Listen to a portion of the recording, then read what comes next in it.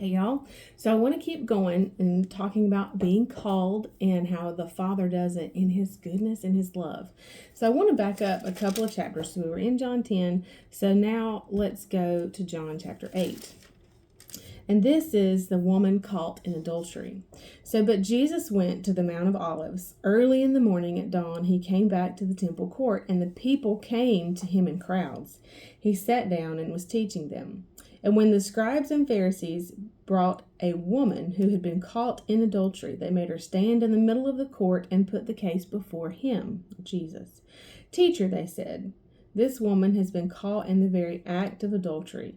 Now Moses in the law commanded that such women offenders shall be stoned to death. But what do you say with her? What is your sentence?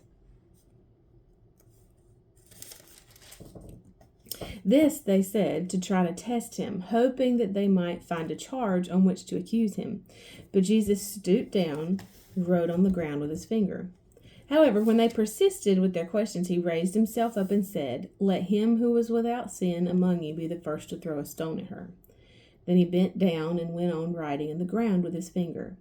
They listened to him, and then they began going out, conscience-stricken, one by one, from the oldest down to the last of them, till Jesus was left alone with the woman standing before him in the center of the court.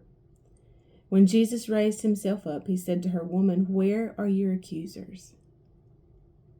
Has no man condemned you? And she answered, No, Lord. And Jesus said, I do not condemn you either. Go on your way, and from now on, sin no more. So, this woman, clearly not living the straight and narrow, but Jesus does not join in the persecution of her. Jesus does not side with condemnation. Isn't that good news? He says to her, Where are your accusers? And he says the same thing to us. Where are your accusers? Who's condemning you? He said, Hath no man condemned you? She said, No man, Lord. And Jesus said, Neither do I. Go and live different. See, he calls us, right, where we are. And he does it in goodness. There's no browbeating. There's no condemnation. He calls us in goodness. So if we look back at the story of Zacchaeus, he was a new man after his encounter with Jesus.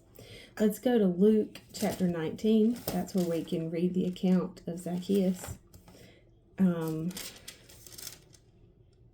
So let's read there in Luke 19 verse 1. And Jesus entered Jericho and was passing through it, and there was a man called Zacchaeus, a chief tax collector, and he was rich. So like we've already mentioned, we know that he was a tax collector and that he was taken more than he should have been taken because he was a rich tax collector. And he was trying to see Jesus, which one, so Jesus, he was, but he could not on account of the crowd because he was small in stature. So he ran on ahead and climbed up in a sycamore tree in order to see him, for he was about to pass that way. And when Jesus reached the place, he looked up to him and said, Zacchaeus, hurry, come down, for I must stay at your house today. So he hurried, came down, and received and welcomed him joyfully.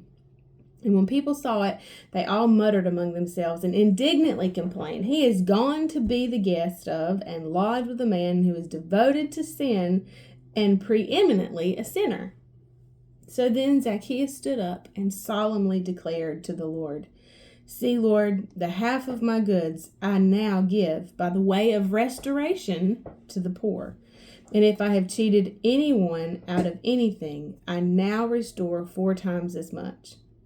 And Jesus said to him, Today salvation has come to all the members of this household, since Zacchaeus too is a real son of Abraham. For the Son of Man came to seek and to save that which was lost. So we see here in the account of Zacchaeus that he was a new man after he encountered Jesus. Oh, it's 5 minutes. We'll pick up here tomorrow. I'll see you then. Bye, y'all.